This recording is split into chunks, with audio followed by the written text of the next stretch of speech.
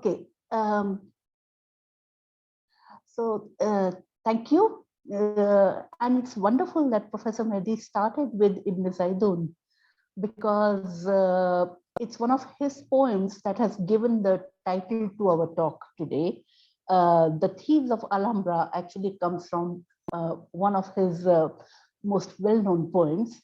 But I will begin now with my presentation. Just a second.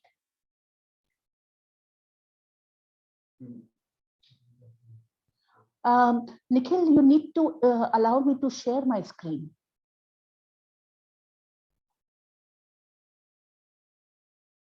Nikhil? Just a minute. Just a minute. Yeah.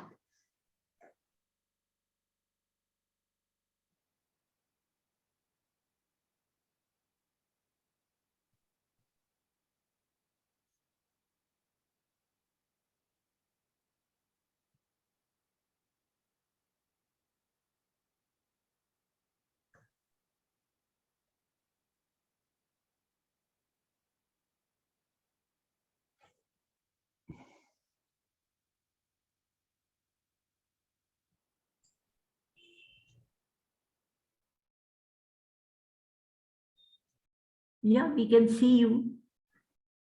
Just a minute. I've been trying to share screen. Got some slides that she wants to share.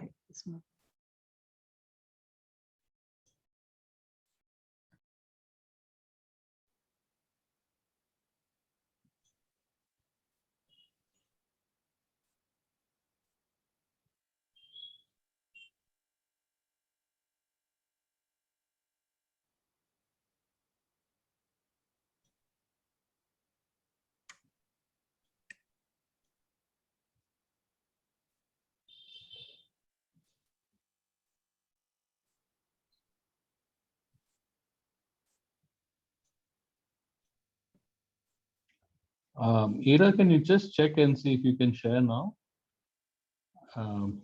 Just a sec. Just see if you can enable sharing.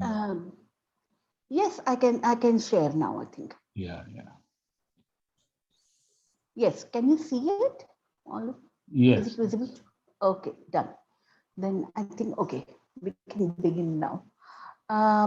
There's one, unfortunately, there was a little video insert here, which is, which needs to be, 1 second, please.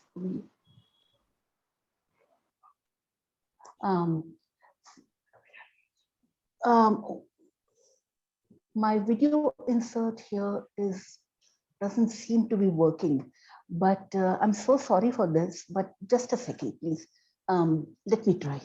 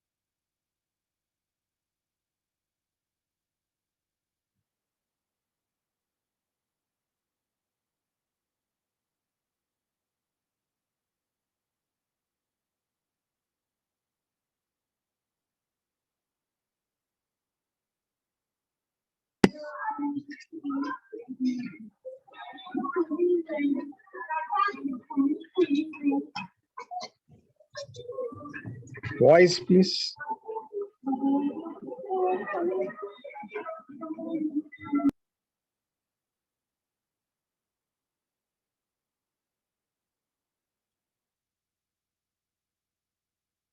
Okay, uh, it's on a different laptop and the insert isn't starting here, but the talk can go on. I think we can continue with that. So it's all right. So, okay, so roughly 1,000 years ago, Europe is in the depths of Middle Ages. And it's a completely dark world. There's nothing much in terms of pleasure. Uh, and we can imagine it's an evening like this. And imagine, think of a winter evening, 4 o'clock, and the world is pitch dark. But there is one place in one corner of Europe which is lit up. There are street lights which run all the way from Cordoba, between Cordoba and Granada. It's this little string of lights which goes everywhere, and the people can travel safely along that highway. This is because the Arabs have introduced street lighting in Europe. And I think it's an amazing sort of I thought it would be a great image to get into the kind of poetry which the Arabs would introduce to Europe. And from there, it would go on to influence a lot of later poetry in Europe itself. And I think in many ways, it has influenced all of us from there. From the 8th to the 13th centuries, 14th century roughly, the Iberian Peninsula was a cultural oasis, the brightest beacon of civilization. Under the Umayyad dynasty, the Caliphate of Al-Andalus stretched from Lisbon to Zaragoza and centered on the Andalusian cities of Cordoba, Granada and Sevilla, Toledo and Saragossa. For roughly 700 years, the Islamic presence played out its influential role in the Iberian Peninsula in every aspect of the cultural expression. However, these were turbulent times. The peace and glory of the Umayyad dynasty collapsed under the force of the Abbasids, which in turn succumbed to the invasions of the ultra-conservative Almohad and Almoravid tribes from the African Maghreb area. But what never went out was a strong tradition of verse making. Poetry flourished throughout this period. Men, women, Jews, Christians, and Arabs all wrote poetry of the kind that Europe had never witnessed, nor would again for a very long time, after Al-Andalus finally came to an end with the expulsion of the Jews and Arabs from the peninsula in 1492. Interestingly, whether it's the Jews or the Arabs or it wasn't the ethnicities which mattered. They all wrote in Arabic and they used the Arabic meter. And we will see the reactions which happened to some of those. But the language, the basic common language for all this verse making is Arabic. Poetry was an integral facet of court life, and poetic competitions allowed gifted poets to prosper, scale the social ladder, and enjoy enviable social status. Panegyric verse, love songs, mysticism, and spirituality were the commonly used themes in this poetry. Arabic homoerotic verse, which found acceptance despite religious injunctions against the practice of homosexuality, was widely written. And featuring extensively are nature poems or poems in which nature, especially gardens, play an important role. In these, the poets often paid special attention to small and not really exactly poetic objects such as inkwells or a thimble to demonstrate that beauty often lies in the eye of the beholder. However, poetry wasn't an exclusive passion of the royals alone. An anecdote tells the story of Al-Mutammid, the last Abbasid king of Seville, who himself was a renowned poet. And one day, as he walked along the river, he was composing a couplet, but he couldn't find the last two lines for that. And he and his friends were, who was walking with him, he was debating with him. And it was a washerwoman washing her clothes on the side of the river who actually suggested the last two lines. And that is how the couplet was completed. So let's look at, this is one of the poems which this was written by Abdullah ibn al-Simak, who died in 1145 in Granada. And it talks about the garden. The garden of green hillocks dresses up for visitors in the most beautiful colors. As if a young woman's dowry was spread out, glittering with gold necklaces, or as if someone had poured out censers of mush powder mixed with the purest aromatic oil. So the Arab poets of Al-Andalus, I begin with them. I have divided the presentation into three. We are looking at the Arab and then the Jewish. In between, we have the women poets and then the some Hebrew poets. Now, Al-Andalus is an interesting place because when the Arabs came there, imagine a very young prince called Abdul Rahman I, who escapes for his life from Damascus. And with the help of the tribes along the way with whom his mother had family connections, his family was slaughtered. He saw his brother die in front of him as the Abbasids were taking over the power. He escaped and barely managed to make away with, make his way. And he comes into Al-Andalus. And at that time, it's not really called that, but he comes there, and Al-Andalus becomes a place of refuge for him and his followers. But the longing for homeland never really goes away. And it is this longing that reflects everywhere in poetry from then on. It's this love, the desire for the lost love of his life. And it sort of, so Al-Andalus is something that they showered love on it. The Umayyad dynasty begins it. The Abbasids who took over later continued that deep love with this land, and poetry flourishes. But by then it's this sort of the idealized love, the love which can't be acquired, which can only be yearned for. That is what becomes one of the staple features of poetry in Al-Andalus. And it becomes this longing for the homeland and this little tone of mourning throughout that is what characterized both Al-Andalus as a place itself and the poetry that comes from there.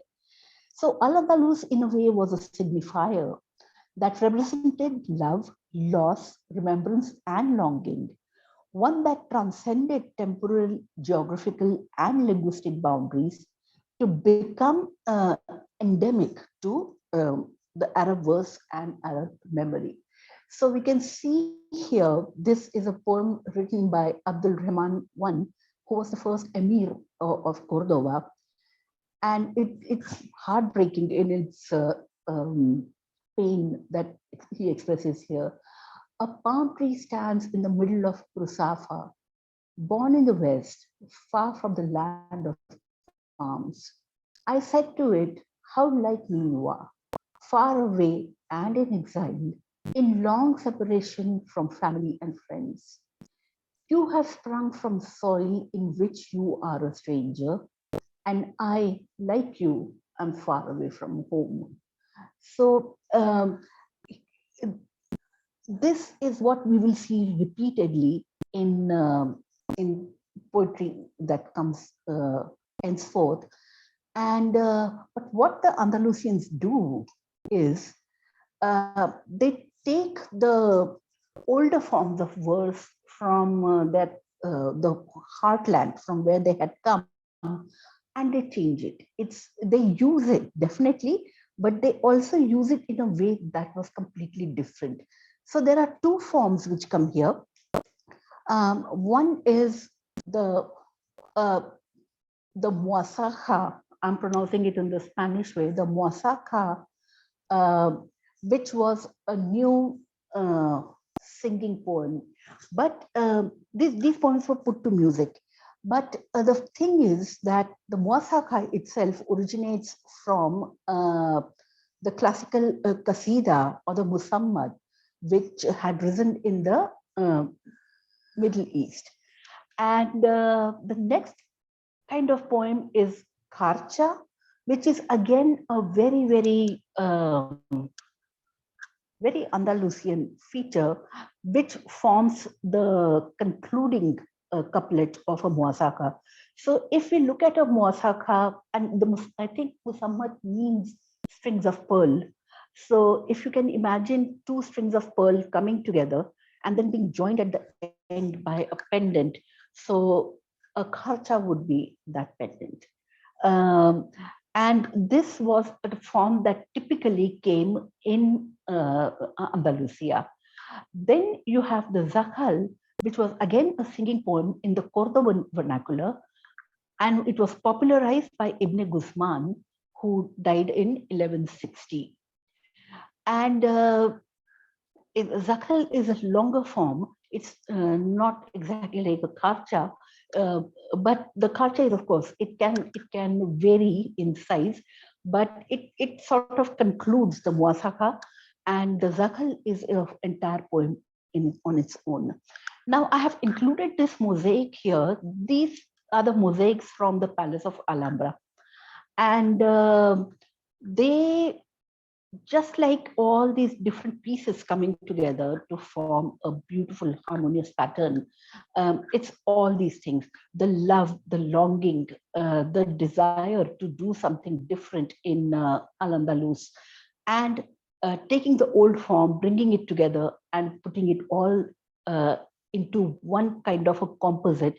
That is the main characteristic of Al-Andalus poetry. So here, one second, so there are two forms of, I'll just explain the Mosaka and the Karcha a little bit. So the Mosaka, of course, rises from the Kasida, but it develops into a unique Andalusian form. It consists of a matla, which is followed by 5 to 7 strophes, each of which has two parts called the bait and the kufla. Each strophe is made up then of a rhymed verse and a rhymed refrain.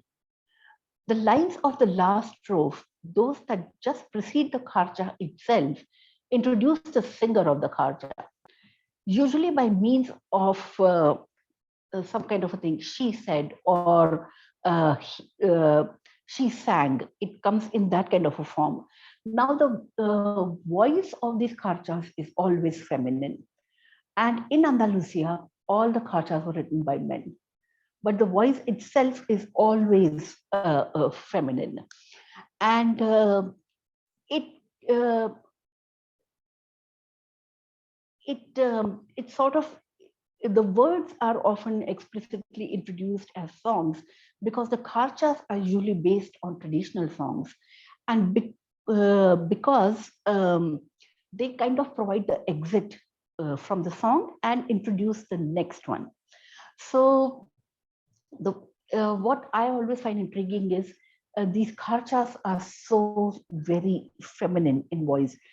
Ibn Sana al-Mulk calls the kharcha the spice of the muasaka. It's the salt, it's its sugar, it's the musk, and it's ambrosia.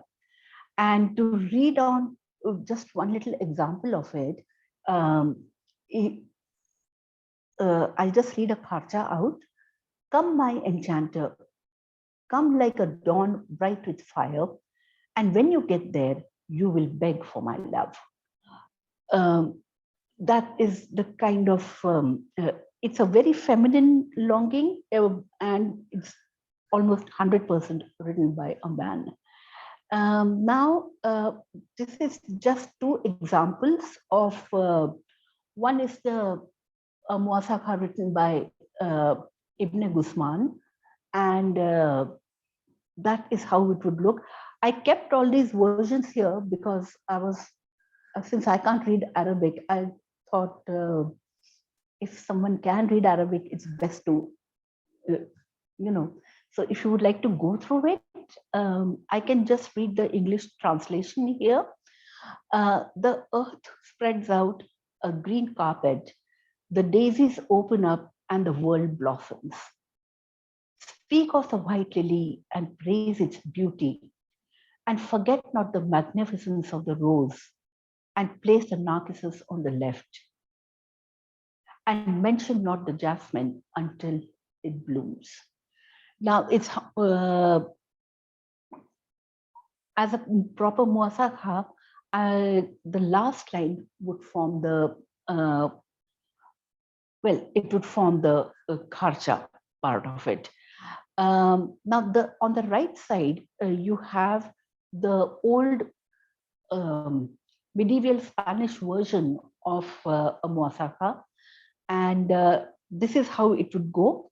So I would read it in the old one first. Vivo ledo con razón, amigos toda sazón. Vivo ledo es sin pesar, pues amor me fizo amar, a la que podré llamar. Más bella de cuantas son. Vivo ledo e vivire, pues que de amor alcance, que servire a la que sé, que me dará galardón. So this would, of course, this is a slightly later form, because see, the Spanish is still developing at this time. It's not in the form that we use it now. But this was just as an example that both the muasakha and the kharchas and zakhal, they start making their way into the rest of Europe slowly. And it was being written in medieval French, and it was France, I know for sure that it was being written there. And again, it's the verse form is identical.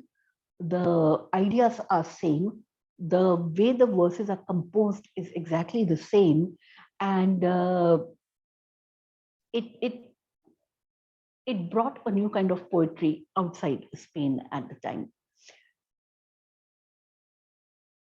Now, this is a zakhal, and this is by Ibn Guzman. It's a copy of one of his own writing. It's an old manuscript, and as we had said, that Ibn Guzman, he introduced the colloquial language, the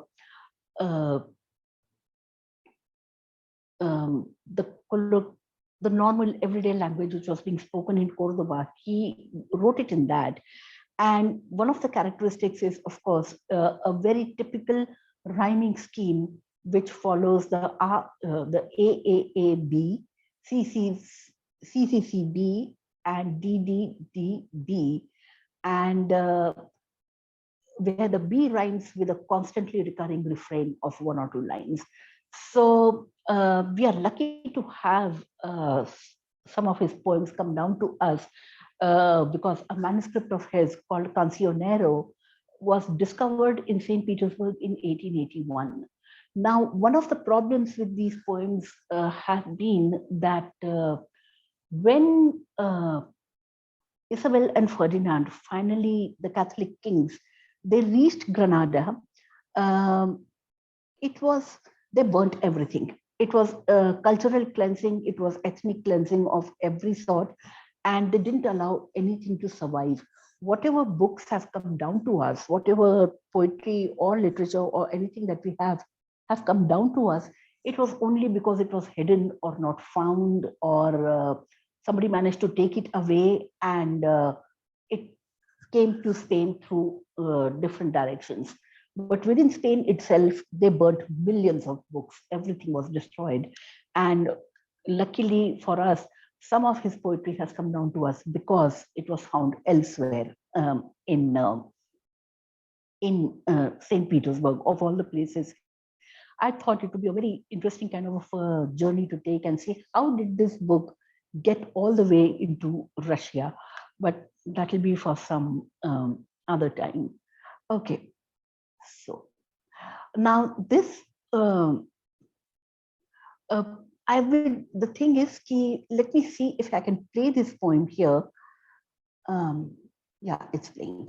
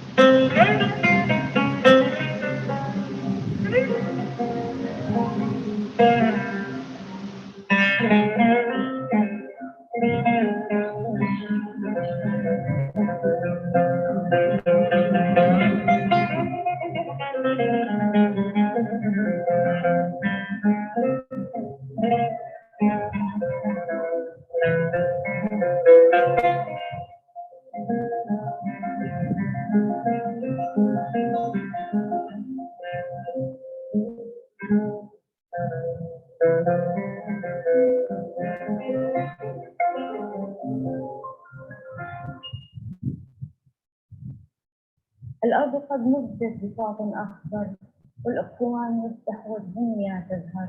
حدث عن السوسن وامدح جماله والورد لا تنساه وامدح بحاله.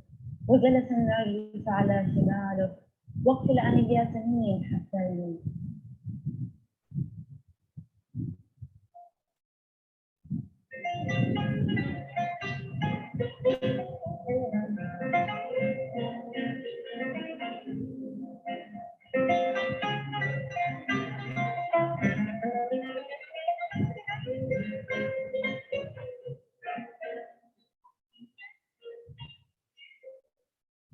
Yeah. So the earth spreads out a green carpet. The chrysanthemum open up, and the world blossoms. Speak of the lily of the valley, and praise its beauty. And forget not the case of the rose. And to the left, put the daffodils. And mention not the jasmine until it blooms.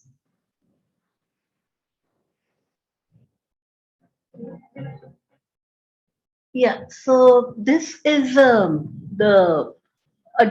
slightly different translation of I had read out a part of it earlier, but this, just a second, please. 1 minute. Um, 1 minute. Since it's a different laptop,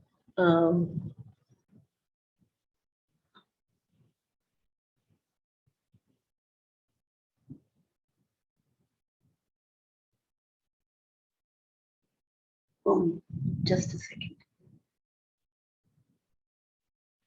The thing is that one minute.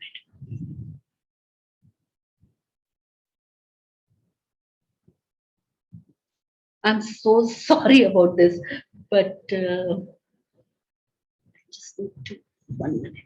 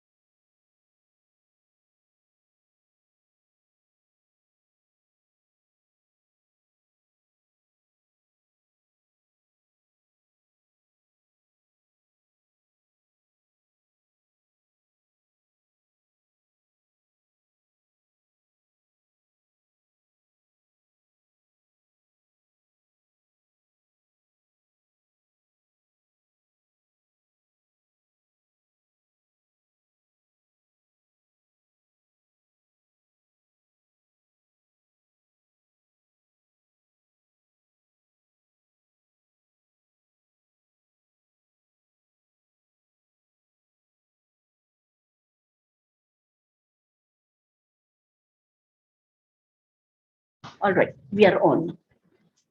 Um,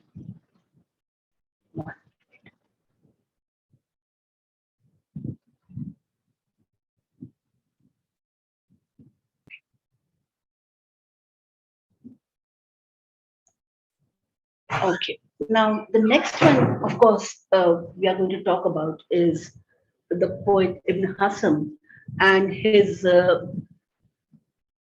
The Ring of Dove. It's this translation calls it the Ring of Dove, but I would actually we know it more like La Collar de Paloma, the collar of the dove. And I have included several things on this slide. One is one of the pages from an original manuscript of his, and then, of course, there's one. He's now been commemorated on a stamp, which is an extraordinary thing to happen because up to the time of Franco, and this was not allowed. You could be severely punished, if not killed or sent to a prison for using Arabic, for using any of the regional languages, and it was not acceptable at all. So it was only after that that the stamps could be released. And on the right, we have this little calligraphic expression of La Collar de Paloma by Ibrahim Busari, which was done in 2011. And I have included a little poem here which says, My beloved comes. You came to me just before the Christians rang their bells. A half moon was rising, looking like an old man's eyebrow or a delicate instep. And although it was still night when you came, a rainbow gleamed on the horizon, showing as many colors as a peacock's tail. Uh, this I won't be reading out much longer parts of this, but because I would like to go on to the next one, who is, of course, Ibn Zaydun. Now, with passion from this place, Al Zahra, I remember you. I think Professor Mehdi has read this poem out in the beginning, but I would just love to read this out again just for the sheer beauty of it. Um, with passion from this place, Al Zahra, I remember you. Horizon clear, limpid, the face of earth and wind. Come twilight, resists, a tenderness sweeps me when I see the coiling waterways, like necklaces detached from throats. Delicious those days when we spent while fate slept. There was peace, I mean, and us, the thieves of pleasure. Now only flowers with frost-bent stems I see. It's a different translation from what Professor Mehdi read out, but I think that just goes, into a different thing of how translation actually affects the tone of the poem. And this is the beginning of one of his most famous known poems, one of his most famous poems, which was called Nunya, or poem in N, referring to the rhyming structure of the poem. Now, Ibn Saidun was Cordoban, but he died in Seville. By the time Ibn Saidun was born, um, he he grew up in the last glory years of the Umayyad dynasty. And by 1003, when he died in 1070, um, it had started crumbling. There was a lot of pressure coming in from the Abbasid dynasty, right, from Baghdad. And partly it was because uh, the Umayyads had declared a caliphate in Al-Andalus, and it was seen to be as a shocking thing at that time, which could have been done. And the thing was that Al-Andalus, with its poetry, with its gardens, with its way of life, was very much slightly hidden, we could call it. It wasn't conforming to what the Abbasids would have liked to see in an Islamic empire. And when Ibn Zaydun is lamenting the loss of the garden, he is lamenting the passing away of a way of life, uh, a life of beauty, a life of where a lot of experimentation happened. It's not just pleasure. Um, it's experimenting with new poetic forms. It's with different kinds of foods. It was transforming the area known as Al Andalus into one of the most flourishing areas, agriculture-wise. It was it was everything new which was happening at that time, and he's passing away of that world, a world um, that allowed this kind of a liberty of experimentation. That is kind of going away. But and as the Abbasids come in, the world changes certainly. But like I said, the poetry forms definitely continue. Now, we can't talk about Ibn Zaydun without speaking about his love, Princess Walada. Now, she was the daughter of a caliph, and she did have access to a lot of culture, um, uh, which women normally would not have access to. But the what marks her aside is completely is the independence of her spirit. She was completely unconventional, and she scandalizes everybody when she has an affair with Muja al Qurtubiya, who was the daughter of a fruit vendor, who herself was a poet, and but she was socially inferior, not really acceptable, and she just scandalized everybody by that. However, she maintains her right to choose her own lovers and treat them as she will. Uh, all the sources say that she would walk down the street wearing this cape, and on one side of the cape, she had it embroidered that I am by Allah fit for high positions and I'm going my way with pride. And on the other border, she had embroidered, forsooth, I allow my lover to kiss my cheek and bestow my kisses on him who craves.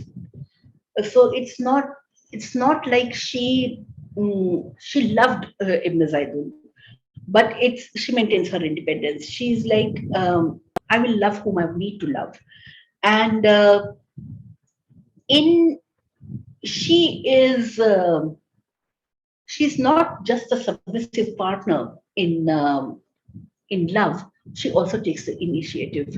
Very often, contrary to the position that women occupied at that time, she sends instructions to Zaydun.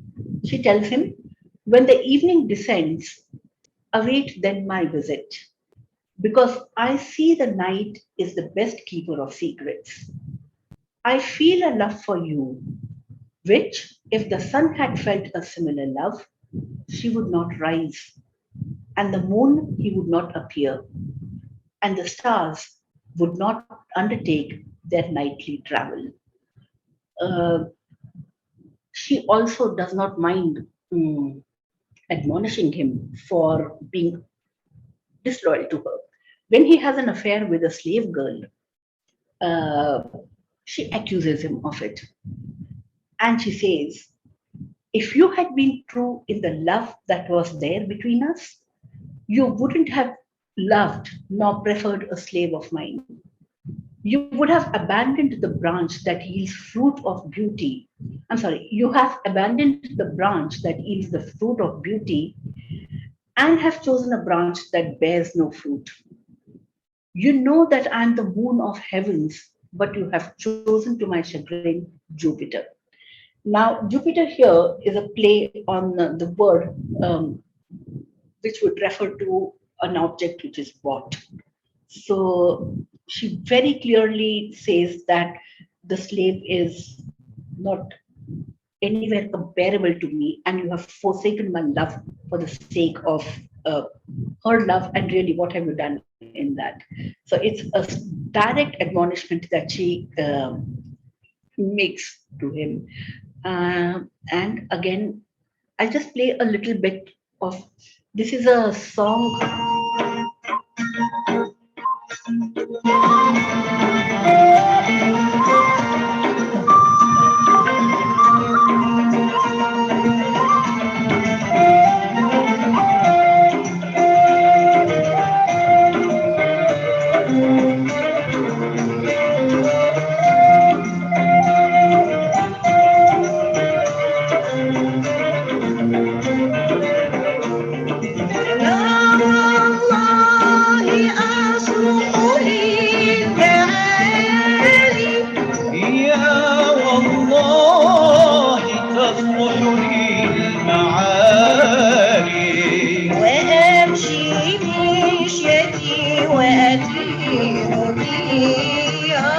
وتمشي مشية وتتيه تيها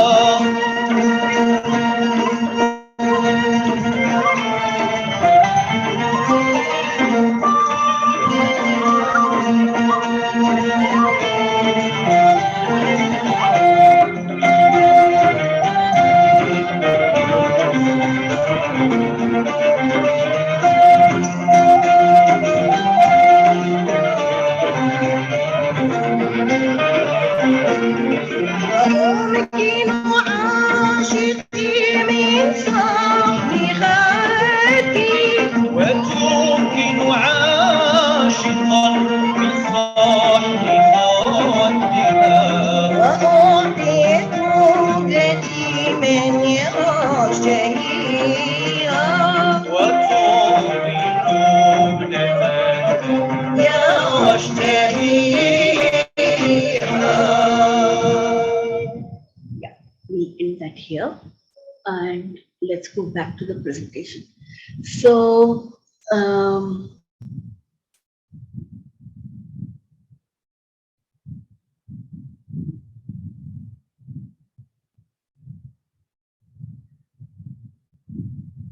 one second.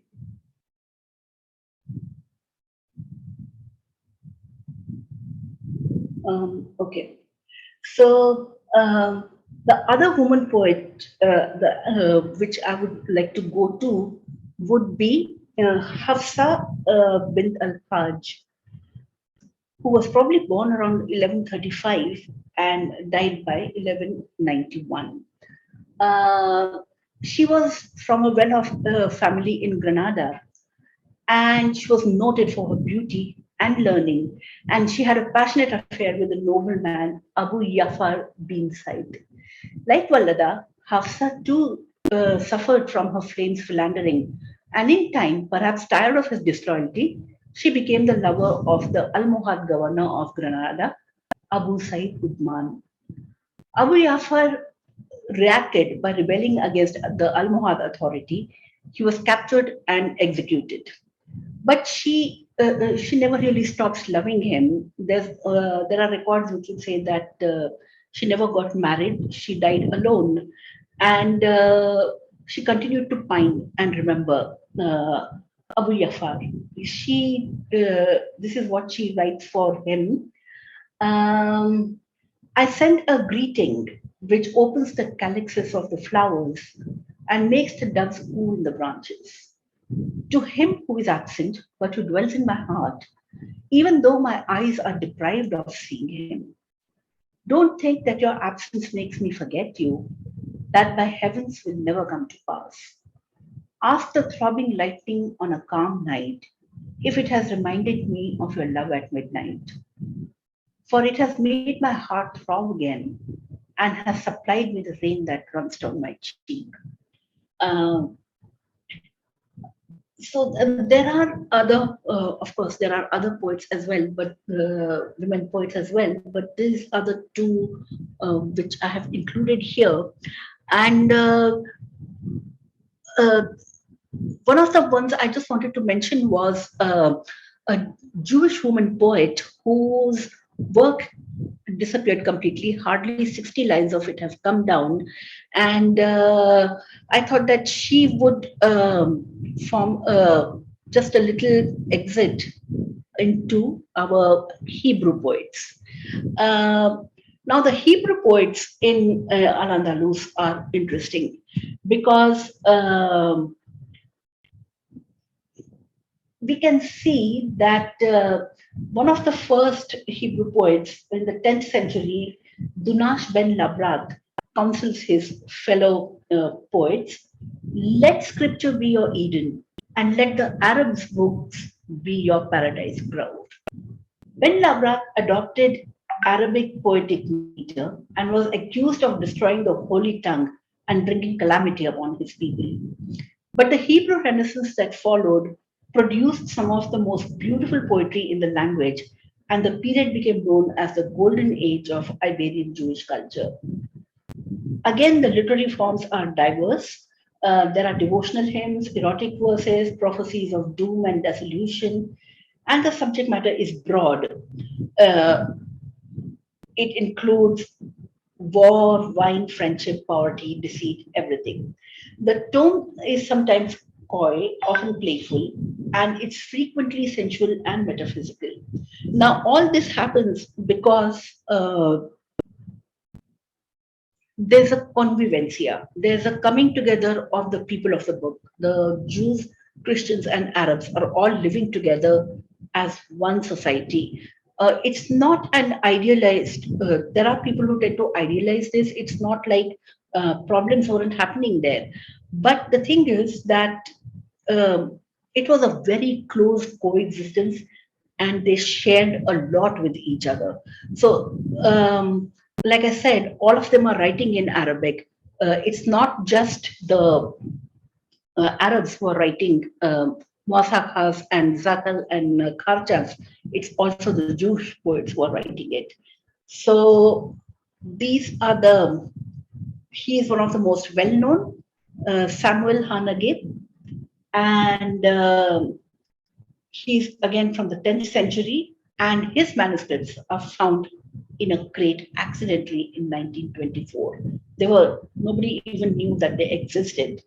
And it wasn't just the Christians who had burnt the manuscripts off.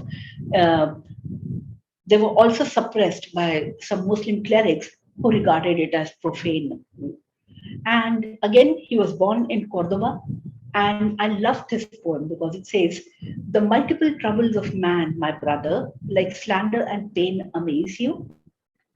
Consider the heart which holds them all in strangeness and does not break. I will just take you to the next one. These are short points which we are going to read off now. And I included Todros Abulafia here because I knew him only as a philosopher and a Kabbalist. But then I came across the fact that he was also a very well-known poet. And he's 13th century, he's an ironist of spiritual love. And he writes, the girl emerged from her lover's soul, not from any rib or bone. And from her heart comes honey. Amazing. How could honey come from stone? Abulafia, I think his house still exists in, and it's interesting to know that somebody who was normally so much more known for his philosophy and Kabbalism would actually, I mean, for me, this was an amazing find that Abulafia is also a great poet. Then you have Yehuda Halevi. Yehuda Halevi lived under the Almoravids, who were very, it was a conservative rule which happened. He escaped from the Almoravid rule and went into Toledo, uh, which had by then been captured by Alfonso VI. Um, he is most well known for his poem, My Heart is in the East and I am at the end of the West. Now, he was an old man but when he wrote this, and he set off on the quest to go back to Jerusalem. And he died on the way. He never really reached Jerusalem, but it's a lovely poem. And this one I will not read out. I would like to just allow you to read it.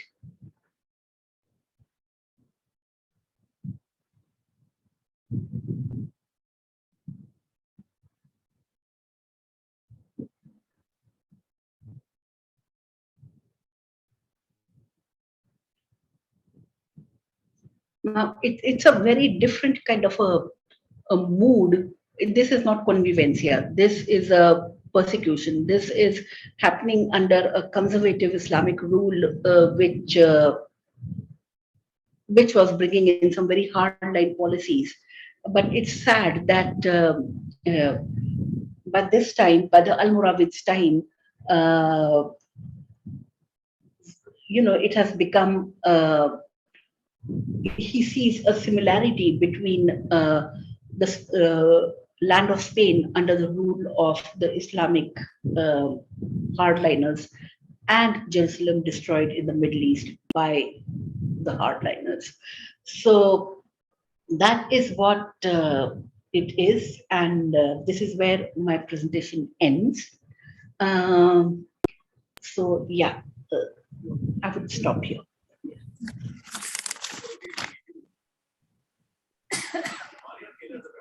Thank you very much, Ira. That was a lovely session, especially with the pictures and the illustrations. It was really good. Just can we open up if you'd be willing to take a few questions? Yeah, sure. I just wanted to ask you, because you spoke about the Arabic poets and then the Jewish poets. So I think you mentioned it at a later stage, but right through, did they both coexist or did one follow the other? Did you have the Arabs first followed by the Jews? Yeah. So when the Arabs invaded Spain, they found that the Christians and the Jews already lived there. And what they did do was, unlike the Arabs actually came in there on the invitation of the Jewish tradesmen who were getting persecuted by the Christians. And they allowed them. They didn't have any problems with them, because the thing was that the Arabs lived under the belief of the respect for people of the book, la gente de libro. So it was like all the people who belong to the Bible, Jews, Muslims, Christians, it was not bad. It was bad actually to commit violence against each other. So they all lived together, yes, right from the beginning. Another question was women poets. Were they common, or these were just a few outstanding ones? No. I have just taken two because of time, but they were very common. It wasn't like women poets were not allowed. In fact, Andalusian society was considered to be sacrilegious because they allowed women so much independence in terms of the cultural forms. Women had no limitation anywhere at all. That wasn't there. Anybody, any questions? Vote of thanks. No, just any questions first, Philip? Can we just, anybody like to ask any questions? The style of poetry, Ira, between the Arabic and the Jewish, and probably also the Spanish, the local Spanish poets of the time, was there a big difference in the style of poetry, the meters, the... No, there's not any difference at all. They stuck to similar styles. The language remains the same. So quite often it becomes difficult to know who wrote the poem. Was it a Jewish person or an Islamic poet or a woman? Because even a Christian, because they all wrote in Arabic. So you have this grand confusion of texts in which it is difficult to identify the religious identity of the poet. It doesn't show at all. Sound. Anybody else? Any questions? So if we don't have any questions, Philip, can I request you to propose the vote of thanks? Thank you, Iraji. It was so nice. You transported us to a bygone era. How I wish that this was in an open air with some fire in a fireplace and some Arabic music in the background. It would have added this thing. Yeah, and thank you, Nikhil, and thank you, Yes, Ismail. No, actually, it should have been read like that. This poetry was read out in the gardens of Alhambra, and these were night gardens. People sat. There was fountains, running water, and there was music. In fact, if you remember the first slide, it was exactly that. A lot of people sitting together with cups of wine, playing music, and reciting poetry to each other. I wish we could have met in an open air place like that. Some other time we should do like that. Thank you so much. It was a wonderful evening. So nice. Thank you, everybody who joined in. Thank you. Thank you. I'd also like to thank Dr. Ismat Mehdi for introducing us to Ira. And Ira, I hope you will continue to be associated with the Poetry Society in Hyderabad while you're here. Thank you, Aruna. I certainly hope to continue because it's wonderful meeting people who love poetry. And I'm so grateful to Professor Mehdi because I should share this with you now. I was just finishing in fact, I had just started my MA. It was the first semester of MA, and we had done Arabic poetry. That was the first time I got introduced to it. And I was fascinated. And then one of my teachers suggested, why don't you go up and meet Professor Mehdi? So I was like, really? Somebody who can tell me more about this. So I went running up. And that is when I was able to talk to her. But it was a very brief meeting because she also retired soon after that. But it was fantastic when she suddenly got in touch with me. And it was like, Ira, would you like to present something? And it was like, the circle closed, kind of. So it was wonderful. I'm so glad for this opportunity. And I really, really apologize for all the technical glitches that have happened during this time. Really sorry about that. We should thank your son. I think that was your son. Yes. Helping you with this slide. So sweet of him. All of us are technologically challenged. We all have our children. Yes, and I'm using 2 laptops. I'm familiar with mine, but not his. With the result, it was rather chaotic sometimes. So shall we close? Thank you everybody for joining. And thank you, Nikhil. Shall we close? I think everyone's muted. Yeah. So yeah, we can close. Thank you and good night, everybody. Bye. Bye-bye. Thank you. Thank you.